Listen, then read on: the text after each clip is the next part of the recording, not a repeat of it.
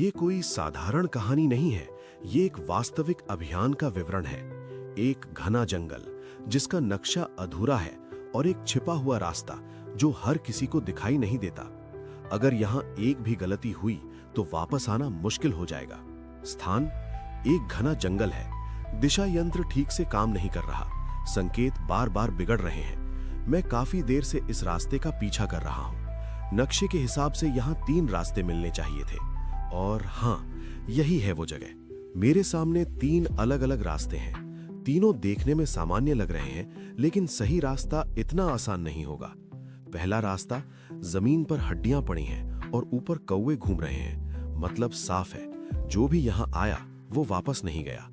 दूसरा रास्ता हरा भरा है, पक्षियों की आवाज आ रही है, सब कुछ सुरक्षित लगता है, लेकिन जंगल में इसका मतलब है कि यहां हलचल ज्यादा है। तीसरा रास्ता पूरा सन्नाटा है, न पक्षी न कीड़े, कोई हलचल नहीं। जमीन थोड़ी सख्त है, जैसे पहले इसका इस्तेमाल हुआ हो।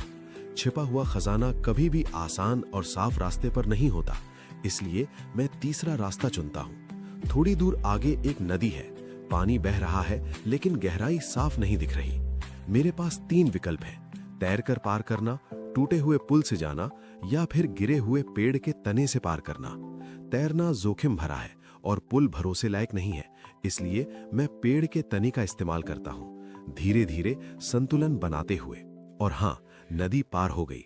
अब सामने पथरीला इलाका है और 3 गुफाएं दिखाई दे रही हैं। पहली गुफा अंदर नमी ज्यादा है, संभव है वहां सांप हो। दूसरी गुफा अंदर से ठंडी हवा आ रही है, मतलब अंदर रास्ता खुला है। तीसरी गुफा अजीब गूंज सुनाई दे रही है, संरचना कमजोर लग रही है। मैं दूसरी गुफा में प्रवेश करता हूँ। अंदर रोशनी बहुत कम है, लेकिन हवा का प्रवाह बना हुआ है।